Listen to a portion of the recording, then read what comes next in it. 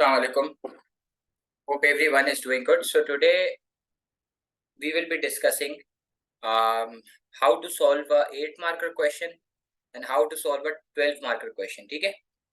और सिंस हम लोगों ने 2 चैप्टर हमारे कंप्लीट कर लिए हैं, एक हम लोगों ने डिमांड कंप्लीट कर लिया है और एक हम लोगों ने पीईटी का चैप्टर कंप्लीट कर लिया है।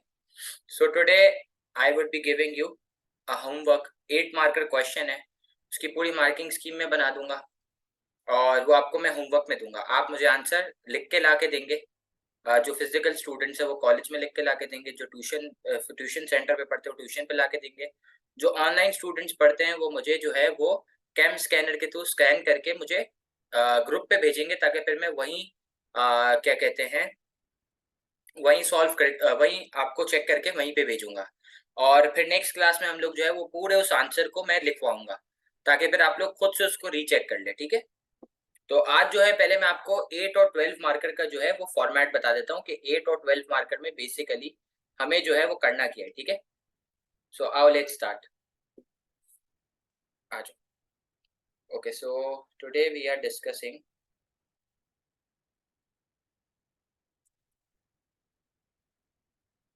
How how to solve how to solve a 8 how to solve a 8 and 12 marker question. एक 8 मार्कर और एक 12 मार्कर क्वेश्चन को कैसे सॉल्व करना है। ठीक है। अच्छा, पहले क्वेश्चन शुरू करने से पहले आपको कुछ चीजें पता होनी चाहिए। जो मेरी नजर में एक चीज है जो आप लोग सबको पता होनी चाहिए, वो है असेसमेंट ऑब्जेक्टिव्स। ठीक है।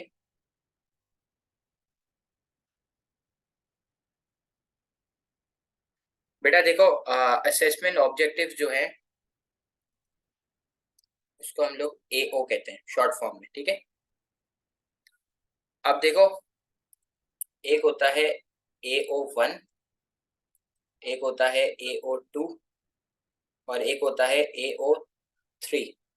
सर ये AO1 क्या है, AO2 क्या है, AO3 क्या है?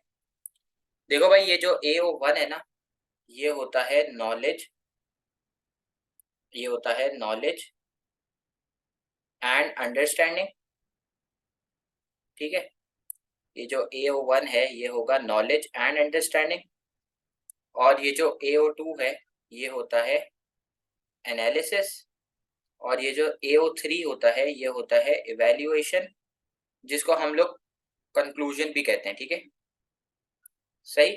तो ये आपके 3 असेसमेंट ऑब्जेक्टिव्स हैं जिनको आप लोगों को कंसिडर करते हुए अपने आंसर को डेवलप करना है। अच्छा, इसको जो है वो शॉर्ट फॉर्म में के कहते हैं, इसको AN कहते हैं एनालिसिस को, इसको जो है वो ई से इवैल्यूएशन कहते हैं। ये 3 असेसमेंट ऑब्जेक्टिव्स हैं जिसको एग्जामिनर कंसिडर करता है, और जो आपका आंसर स्क्रिप्ट जब पढ़ रहा होता है तो उसको देखते हुए काम कर रहा होता है सारा। ठीक है। अच्छा, अब पहले हम लोग एक 8 मार्कर क्वेश्चन की बात कर लेते हैं। ठीक है। अब अगर एक 8 मार्कर क्वेश्चन की बात करें तो उसमें ये असेसमेंट ऑब्जेक्टिव्स कैसे प्लेस होते हैं, चलो आओ देख लेते हैं। 8 मार्कर क्वेश्चन। ठीक है। 8 मार्कर क्वेश्चन के बारे में बात कर लेते हैं। ठीक है। अच्छा, अब सबसे पहले याद रखना कि ये जो 8 मार्कर क्वेश्चन है ना, ये हमेशा एक्सप्लेन के नाम से आएगा। किसके नाम से आएगा? ये हमेशा एक्सप्लेन के नाम से स्टार्ट होगा। और दूसरा, ये जो 8 मार्कर क्वेश्चन है ये हमेशा पार्ट ए के अंदर आएगा। ठीक है। अच्छा सर, इस 8 मार्कर क्वेश्चन की डिवीजन क्या हुई हुई है? भाई डिवीजन इज वेरी सिंपल। अच्छा, डिवीजन क्या हुई हुई है सर? डिवीजन हुई हुई है 3 marks for knowledge, 3 marks for analysis and 2 marks for evaluation. ठीक हो गया। अच्छा, अब देखो सबसे पहले अगर हम लोग बात कर लें AO1 की, तो AO1 जो है वो है नॉलेज और क्या है, नॉलेज और अंडरस्टैंडिंग है, ठीक है। AO1 क्या है, AO1 जो है वो है नॉलेज और अंडरस्टैंडिंग, और इसके वो आपको दे देता है अराउंड 3 मार्क्स, ठीक है। अच्छा सर, ये AO1 के अंदर क्या क्या आ जाएगा? भाई देखो, इस AO1 के अंदर आएगा डेफिनेशन, ठीक है। इस AO1 के अंदर आ सकता है फॉर्मूला, इस AO1 के अंदर आ सकती है असम्पशंस, ठीक है। इस AO1 के अंदर आ सकती हैं लॉज, ठीक है, जैसे कि लॉ ऑफ डिमांड हो गया, लॉ ऑफ सप्लाई हो गया, ये आ सकता है इस AO1 के अंदर। जितनी भी नॉर्मल आपकी अंडरस्टैंडिंग है ना, जो रट्टाफिकेशन वाली चीजें, वो सारी AO1 के अंदर आ जाएगी, ठीक है। सर अब ये AO2 के अंदर क्या आएगा? भाई देखो, ये जो AO2 है ना, ये होता है एनालिसिस का। ये किसका होता है? ये होगा एनालिसिस का। अब एनालिसिस के साथ साथ आपको क्वेश्चन के साथ एप्लीकेशन भी करनी है, जो आप बिजनेस स्टडीज में करते थे। अच्छा, इसकी एक खास बात, it is not mentioned, it is not mentioned but you should, but you should connect with the answer. भाई देखो, ये कहीं पे भी मेंशन नहीं हुआ कि आपको एप्लीकेशन करनी है, लेकिन आपको जो है वो आंसर के साथ कनेक्ट करना है, इट्स मोर प्रेफरेबल, ठीक है। ये उसने कहीं पे भी नहीं बोला, सही। अच्छा सर, AO3 क्या है? भाई ये जो AO3 है ना, ये है आपकी इवैल्यूएशन। इवैल्यूएशन बोले तो कंक्लूजन, ठीक है। और इसके जो है वो आपके 2 मार्क्स होंगे। कितने मार्क्स होंगे? कंक्लूजन। तो बेसिकली आप इवैल्यूएशन कैसे कर सकते हो? अब बहुत सारे तरीके हैं भाई। पहला आपने ले लिया in the light of above discussion, इस तरीके से आप कंक्लूड कर सकते हो, ठीक हो गया।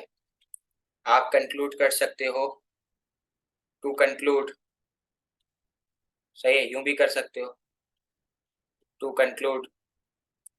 फिर आप कर सकते हो इन माय ओपिनियन, ठीक है। और क्या कर सकते हो? और कर सकते हो टू व्हाट एक्सटेंट, इस तरीके से भी कर सकते हो। बहुत सारे अपने अपने तरीके। तो आई गेस आपको 8 मार्कर का पूरा फॉर्मेट पता चल चुका होगा कि 8 मार्कर क्वेश्चन के अंदर आपको जो है वो नॉलेज और अंडरस्टैंडिंग के 3 मार्क्स मिलेंगे। एनालिसिस और एप्लीकेशन के जो है वो आपको कितने मार्क्स मिलेंगे? आपको मिल जाएंगे 3 मार्क्स अगेन। और आपको इवेल्युएशन के जो है वो 2 मार्क्स मिल जाएंगे। कितने मार्क्स मिल जाएंगे आपको? कंक्लूजन के जो है वो 2 मार्क्स मिल जाएंगे। तो यार सर, आप जरा पहले पास्ट के बारे में बात कर लें थोड़ी सी। भाई आज से पहले जो है वो 8 मार्कर के अंदर सिर्फ नॉलेज और अंडरस्टैंडिंग के मार्क्स होते थे। अब ये जो 2023 का इस ईयर पेपर हुआ, मई जून 2023 का, उसके अंदर जो है वो फॉर्मेट जो है वो थोड़ा सा चेंज हो गया। और अब जो 2 मार्क्स है वो कंक्लूजन के ऐड हुए हैं, ठीक है, वो कंक्लूजन के ऐड हो गए, सही। अच्छा, दूसरी बात ये है कि एक बात याद रखना कि it's very easy to score in 8 marker question, क्योंकि वो हमेशा एक्सप्लेन आएगा और वो स्ट्रेट फॉरवर्ड होगा और वो थोड़ा सा बुकिश होगा, सही है। और उसकी आप कंक्लूजन भी लिख लोगे। लेकिन जो आपको असल प्रॉब्लम होगी ना, वो आपको एक 12 मार्कर क्वेश्चन के अंदर होगी। अच्छा सर, ये 8 मार्कर क्वेश्चन कहाँ कहाँ आएगा? बेटा, this 8 marker question is relevant for both your section B and section C. मतलब ये जो 8 मार्कर क्वेश्चन आएगा पार्ट ए का, ये सेक्शन बी में भी आ सकता है और ये सेक्शन सी में भी आ सकता है। माइक्रो और मैक्रो दोनों में आ सकता है। नहीं मादिया, एनी टू रेलिवेंट पॉइंट्स, कोई भी 2 रेलिवेंट पॉइंट लिख लेना एनालिसिस के अंदर, बस, ठीक है। सेक्शन बी चाहे वो माइक्रो इकोनॉमिक्स से आ जाए, चाहे वो मैक्रो इकोनॉमिक्स से आ जाए, आपके पास पार्ट ए का हमेशा सेम फॉर्मेट होगा, ठीक है। अब मैं आपके साथ चलता हूँ पार्ट बी की तरफ, जो कि 12 मार्कर होता है। एनी प्रॉब्लम भाई 8 मार्कर में? जल्दी से जवाब दे दें प्लीज, तो फिर मैं 12 मार्कर की तरफ जाता हूँ।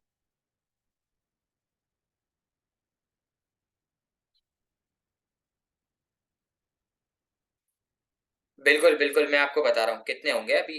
वो मार्क्स की डिस्ट्रीब्यूशन आपको बताएगी, ठीक है, ऐसा नहीं होता, वो आपको मार्क्स की डिस्ट्रीब्यूशन बताएगी, ठीक है।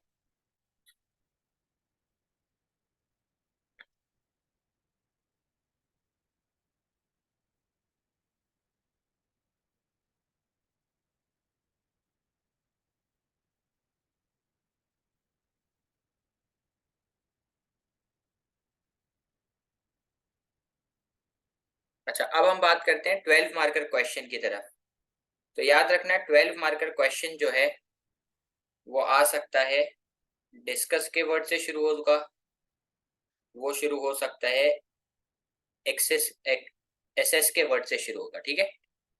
और ये जो 12 मार्कर क्वेश्चन है ये हमेशा याद रखना पार्ट बी के अंदर आएगा।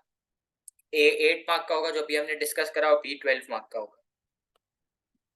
और ये section B section C micro macro दोनों के अंदर आएगा, क्योंकि आपको शायद पेपर फॉर्मेट की मैंने वीडियो बना के अपने यूट्यूब चैनल पे भी अपलोड करी हुई है, आपके पास मेरी रिकॉर्डिंग पोर्टल पर भी है गूगल ड्राइव में, उसमें भी मैंने आपको बताया है ये बात। एक बार नहीं, मैंने बहुत बार ये बात बताई है आपको। मैंने क्या बात बताई है कि भाई ये जो सेक्शन बी है ना, इसके अंदर एक क्वेश्चन जो है वो माइक्रो से होगा, और एक क्वेश्चन जो है वो मैक्रो इकोनॉमिक्स से होगा, और एक पार्ट 8 का एक पार्ट 12 का होगा, कंपलसरी होगा, आपको करना है, ठीक है। तो पार्ट बी जो है वो आपका 12 मार्कर इसी के ऊपर आएगा। सर अब 12 मार्कर के ऊपर थोड़ा सा बता दें। देखो भाई, याद रखना 12 मार्कर जो है वो हमेशा टू साइडेड क्वेश्चन होगा। कौन सा होगा? हमेशा जो है वो 12 मार्कर जो है वो आपका टू साइडेड क्वेश्चन होगा, ठीक है। और क्या करना होगा? अब इस टू साइडेड क्वेश्चन के अंदर हम लोग अब बात कर लेते हैं इसकी मार्किंग के ऊपर कि सर क्या क्या मार्क्स हैं। देखो भाई, वही तीन असेसमेंट ऑब्जेक्टिव्स हैं, बारी बारी बात करते हैं एक एक के ऊपर। एक होगा AO1, एक होगा AO2 असेसमेंट ऑब्जेक्टिव नंबर 2, एक होगा असेसमेंट ऑब्जेक्टिव नंबर 3, ठीक है। एक जो है वो पहला होगा नॉलेज, दूसरा होगा अगेन एनालिसिस, तीसरा होगा इवेल्युएशन। सर किसके कितने कितने मार्क्स हैं? भाई देखो, एग्जामिनर ने कहीं पे भी ये नहीं बोला। वैसे तो अगर मैं नॉर्मल बात करूँ ना, तो 4 मार्क्स इवेल्युएशन के, और 2 मार्क्स जो है वो नॉलेज और अंडरस्टैंडिंग के, और 6 मार्क्स जो है वो इवेल्युएशन के अंदर है। अगर आप नॉर्मल बात करो ना, अगर आप नॉर्मल बात करो, मैं एक काम की बात बता रहा हूँ भाई, उसने कहीं पे भी ये 2 और 6 मार्क्स है ना क्लियरली नहीं लिखा हुआ। उसने लिखा हुआ है कि भाई नॉलेज और एनालिसिस के इन दोनों के मिला के कितने मार्क्स है? 8 मार्क है, और इवेल्युएशन के 4 मार्क है। सिंस मैंने लास्ट ईयर फिजिकली और ऑनलाइन दोनों ट्रेनिंग ली थी ना कैम्ब्रिज की, तो उसमें मेरा एक ही सवाल था उनसे कि यार सर आप बता दें नॉलेज के कितने होंगे और एनालिसिस के कितने होंगे, जैसे आपने 8 मार्कर के आंसर में क्लियर कर दिया। तो उसने बोला था भाई नॉलेज और अंडरस्टैंडिंग के आपको 2 मार्क्स मिलेंगे, और 6 मार्क्स जो है वो एनालिसिस के मिलेंगे। तो मैंने उनसे रीजन भी पूछा था, तो उन्होंने मुझे ये रीजन दिया था कि सर आप हमेशा याद रखिएगा कि जो पार्ट ए होगा ना 8 मार्कर, वो 12 मार्कर के साथ कनेक्टेड होगा। तो बेसिकली आप सारी डेफिनेशन हर चीज ऊपर दे चुके हो। जैसे अगर मैं 2-3 टॉपिक की आपको बात करते हुए एग्जांपल दे दूं, तो पहले हम लोग बात कर लेते हैं, हम लोगों ने सबने इलास्टिसिटी पढ़ लिया हर जगह पे। तो अगर पहला ए पार्ट आएगा ना, तो वो आ जाएगा भाई डिफाइन पीईडी एंड एक्सप्लेन क्या कहते हैं इलास्टिक एंड इनइलास्टिक डिमांड। ये 8 मार्क्स में आ गया। या फिर आ गया सवाल using income elasticity of demand explain values that are positive negative and zero. या फिर आ गया भाई explain the importance of negative sign under PED. और उसके अलावा उसी के साथ आ गया कि क्या कहते हैं and explain any two factors which will cause the demand for a product to be elastic और इनइलास्टिक, ठीक है। तो ये आपका 8 मार्कर हो गया। बी मार्ट में इसने इसी के साथ पूछ लिया कि भाई टोटल रेवेन्यू को कैसे बढ़ाना है। इसी तरीके से मार्केट फेलियर के ऊपर सवाल आ गया, उसने बोला भाई पहले वाले पार्ट में explain what is public good and why it is not provided by the why it is not provided by the private sector. 8 mark में दे दिया। बी पार्ट में उसने दे दी policies to deal with the issue of demerit goods, ठीक है। या फिर उसने ए पार्ट में दे दिया explain difference between merit and demerit. B part में उसने दे दिया कि भाई explain the policies used to deal with the issue of demerit good. तो आप ऊपर डीमेरिट गुड को डिफाइन कर चुके हो, तो इसलिए 12 मार्कर में नॉलेज के मार्क्स थोड़े से कम है, ठीक है। It was the answer which he gave me, ठीक है। अच्छा, अब आगे चलते हैं हम लोग।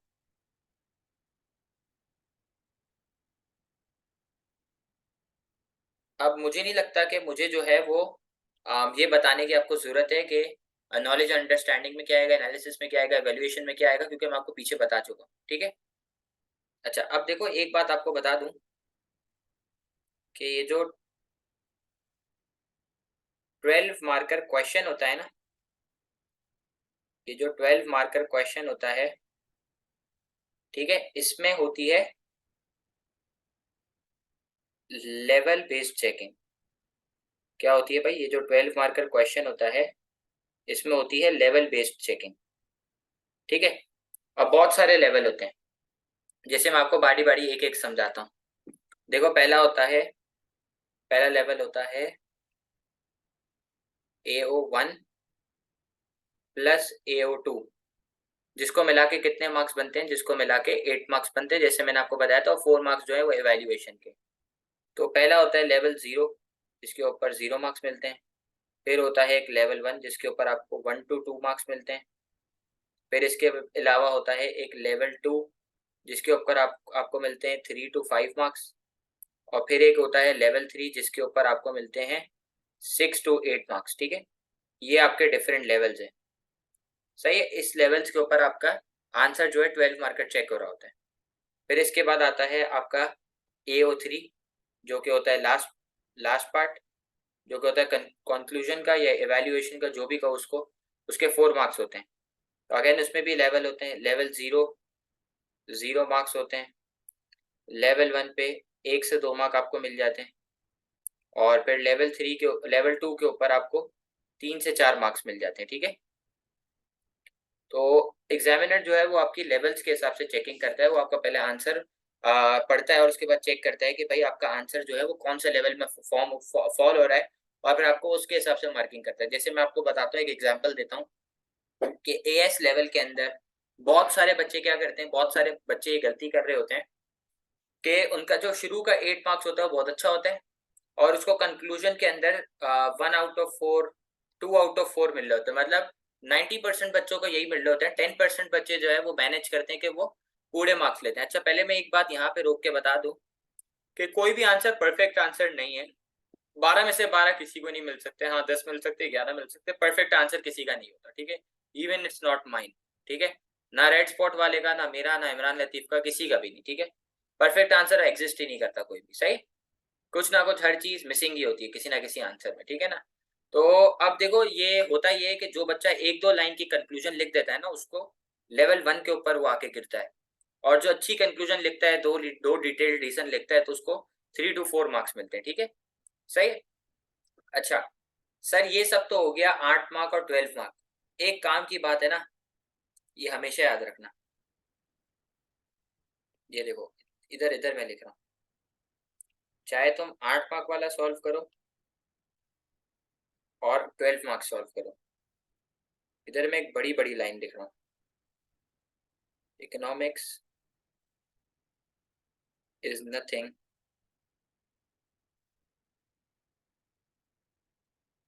without diagrams, जिसको हम लोग ग्राफ्स भी कहते हैं, सही। Because they make connectivity because they make connectivity with your answer. याद रखना, ये जो इकोनॉमिक्स है ना, ये डायग्राम के बगैर कुछ भी नहीं है। क्योंकि डायग्राम जो है ना वो कनेक्टिविटी शो करती है। अब जैसे मैं एक एग्जांपल देता हूँ, उसने वर्कशॉप में बताई थी ये बात, कि अगर एक बच्चे का आंसर थोड़ा सा हल्का है ना, लेकिन उसने डायग्राम अगर बना के समझाई है ना, तो उसके डायग्राम जो है वो उसके आंसर स्क्रिप्ट को, उसके आंसर को सपोर्ट कर रही होती है वो, क्योंकि कनेक्टिविटी शो करते हैं ना। बेसिकली डायग्राम और आंसर जो है वो एक लिंकेज शो करता है, एक कनेक्टिविटी शो करता है। तो हमेशा याद रखना कि भाई इकोनॉमिक्स जो है ना वो डायग्राम के बगैर कुछ भी नहीं है, इट्स नथिंग। तो आपको मेक श्योर करना है कि आप डायग्राम बनाओ। वही वाली बात है कि इकोनॉमिक्स डायग्राम से और डायग्राम इकोनॉमिक्स से, ठीक है। ये तो हो गया आपका 8 और 12 मार्कर, ठीक है। अब मैं जरा पहला चैप्टर जो है डिमांड, उसको एक क्वेश्चन लिख रहा हूँ और उसकी मैं आपके सामने पूरी मार्किंग स्कीम बनाऊंगा और वो आप लोग होमवर्क में करेंगे, ठीक है। आ जाए, एक पूरा क्वेश्चन लिखते हैं। अच्छा, मैं आप लोगों से पूछूंगा, आप लोग चैट बॉक्स पे प्लीज देखिएगा और मुझे साथ साथ जवाब दीजिएगा कि क्या करना है, ठीक है। Question number 1, explain the factors affecting explain the factors affecting demand for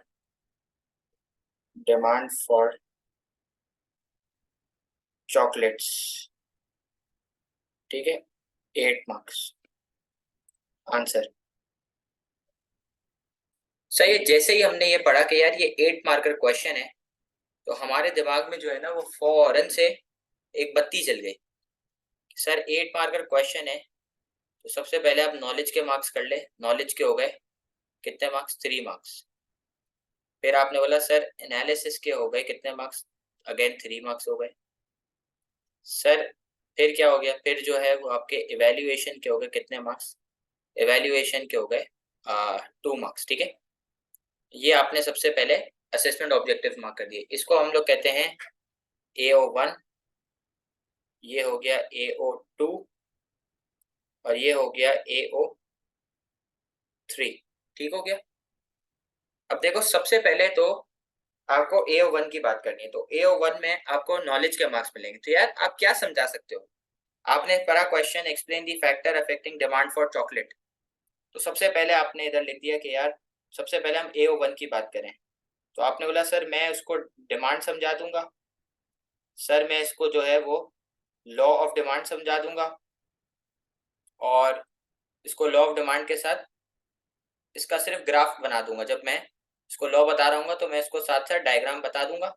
क्योंकि भाई देखो एक बात याद रखना, एग्जामिनर है ना, समझो कि वो एक जाहिल है, उसको कुछ भी नहीं पता और उसको ये सोच के बताना है कि वो छोटा बच्चा है, उसको हर चीज बतानी पड़ेगी। तो आपने पहले इसको डिमांड बताया, फिर आपने इसको लॉ ऑफ डिमांड बताई, 2 लाइन में डेफिनेशन डिमांड की दी, फिर आपने इसको लॉ ऑफ डिमांड समझा और डायग्राम बना दिया और बता दिया कि भाई ये प्राइस बढ़ी है, क्वांटिटी डिमांड करी है, इसलिए नेगेटिव रिलेशन है, इसलिए डिमांड कर्व डाउनवर्ड बना हुआ है, ठीक है। सही है। तो इससे क्या हो गया, उसको सिर्फ इतनी बात पता चल गई, शुरू का आंसर पढ़ते हुए कि भाई डिमांड कर्व डाउनवर्ड क्यों बना। फिर वैसे तो बहुत सारे फैक्टर हैं। एक्सप्लेन फैक्टर्स अफेक्टिंग डिमांड, जी जी जी, डायग्राम बीच में बना सकते हो, कोई मसला नहीं है। एंड में बनाना एंड में बनाओ, आपकी मर्जी है। मैं तो ये कहता हूँ कि अगर एक बच्चा बच्चा जिसको पता होगा कि उसको क्या लिखना है, वो तो सारी डायग्राम्स एंड में बनाता है, लेकिन अगर आप बीच में भी बना तो कोई प्रॉब्लम नहीं है, ठीक है। Explain factors affecting demand for chocolate. अब मुझे जरा याद दिलाओ, हम सब ने पढ़ा हुआ है, क्या पढ़ा हुआ है भाई? हम सब ने 4 फैक्टर्स पढ़े मेरे साथ, आप सब ने। जरा मुझे एक एक करके एक एक बच्चा याद दिलाता रहे, सर कौन कौन से फैक्टर है। अच्छा अब देखो इसमें हर फैक्टर नहीं समझाना, कोई भी 2 समझाने। पहला फैक्टर हमें अब्दुल रहमान ने बता दिया कि पहला फैक्टर हो जाएगा इनकम, दूसरा फैक्टर हो जाएगा डायरेक्ट टैक्स, तीसरा फैक्टर हो जाएगा रिलेटेड गुड्स जिसमें सब्सटीट्यूट कॉम्प्लीमेंट आ गया, और चौथा जो आपका फैक्टर हो गया वो हो गया आपका एडवर्टीजमेंट, ठीक है। कौन सा हो गया? एडवर्टीजमेंट। तो अब आपको जो है ना वो कोई भी 2 फैक्टर समझा देने। अच्छा, और क्या करोगे, ये फैक्टर अफेक्टिंग डिमांड के साथ साथ आप डायग्राम बनाओगे। सर कौन सी डायग्राम बनाओगे? आप डायग्राम बनाओगे जिसके अंदर शिफ्ट शो हो रहे हैं, शिफ्ट्स इन डिमांड कर्व। कौन सी डायग्राम बनाओगे? राइट वर्ड और लेफ्ट वर्ड शिफ्ट वाली, ठीक है। याद आ गया आपको? सही है बेटा। महदिया वो है फैक्टर अफेक्टिंग PED, ये है फैक्टर अफेक्टिंग डिमांड। याद करो ये मैंने आपको पढ़ाया भी है कि इन फैक्टर अफेक्टिंग डिमांड को हम लोग अदर फैक्टर्स भी कहते हैं, ऑन इनकी वजह से आपका डिमांड कर्व जो है वो शिफ्ट मारता है। So this is the main diagram जो आपको बनानी है, जिसमें आप एक ही डायग्राम में राइट और लेफ्ट दोनों शिफ्ट उसको दिखा रहे होगे, ठीक है। फॉर योर आपकी आसानी के लिए मैं आपके सामने डायग्राम भी बना देता हूँ ताकि वो भी रिवाइज हो जाए। तो आपको उसको शिफ्ट भी दिखाने होंगे, कौन कौन से भाई? 2 शिफ्ट दिखाने होंगे, राइट वर्ड और लेफ्ट वर्ड। तो देखो सबसे पहले तो 2 एक्सिस बना दिया आपने, और एक एक्सेस के ऊपर आपने लिख दिया प्राइस, और एक एक्सेस के ऊपर आपने लिख दिया क्वांटिटी। सर अदर फैक्टर को कंसिडर कर रहे हैं तो प्राइस कांस्टेंट होगी, तो ये आपने प्राइस को कांस्टेंट कर दिया। ये आपने बना दिया डिमांड कर्व डाउनवर्ड, डिमांड बढ़ेगी तो राइटवर्ड शिफ्ट, डिमांड कम होगी तो लेफ्टवर्ड शिफ्ट। तो ये देखो, ये आपने एक क्वांटिटी मार्क करी, ये दूसरी क्वांटिटी और ये तीसरी क्वांटिटी। तो ये देखो, ये डिमांड कर्व हो गया, ये पॉइंट ए हो गया, और ये क्वांटिटी क्यू हो गया। अब आपकी डिमांड बढ़ी तो आपकी क्वांटिटी बढ़ गई, और आपकी डिमांड कम हुई तो आपकी क्वांटिटी कम हो गई। ठीक हो गया भाई। अब देखो, ये डिमांड बढ़ी और ये डिमांड जो है वो कम हो गई। ठीक है, देख लो भाई आप जरा, ये डिमांड बढ़ी और ये देखो, ये डिमांड जो है वो आपकी कम हो गई। सही, ये आपकी डायग्राम बनेगी जिसके अंदर आप दोनों शिफ्ट बता रहे हो। अच्छा, फिर आप क्या बताओगे? फिर यहाँ तक तो आपको मिल गए किसके, AO1 और AO2 के मार्क्स। फिर आपको कंक्लूजन देनी है जो सबसे इंपॉर्टेंट है, क्योंकि जहां पे बच्चा फंस जाता है। अब सवाल ये है कि यार आप इस कंक्लूजन, जिसको हम लोग एवेल्युएशन भी कहते हैं, सवाल ये है कि आप लोग इसमें क्या लिखोगे। मैं आपको 1 से 2 मिनट का टाइम दे रहा हूँ, आप मुझे कुछ रेलिवेंट पॉइंट सोच दें कि आप जो है वो कंक्लूजन यानी कि एवेल्युएशन के अंदर क्या लिखेंगे। जरा सोच के बताएं क्या लिखेंगे आप इस कंक्लूजन के अंदर।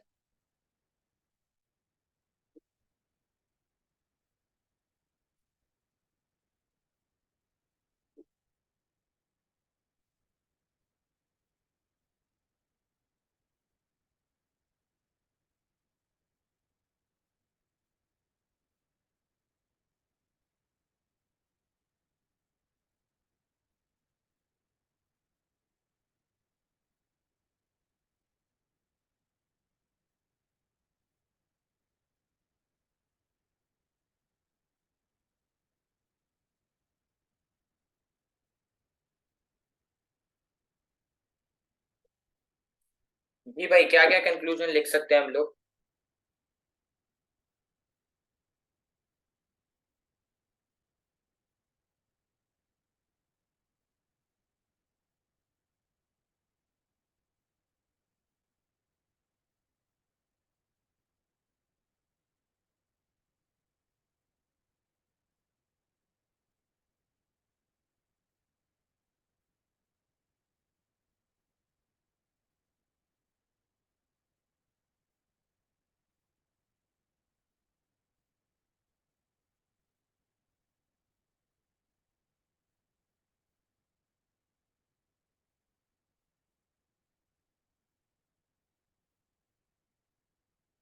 चलो, अच्छा अब कंक्लूजन में क्या लिखोगे?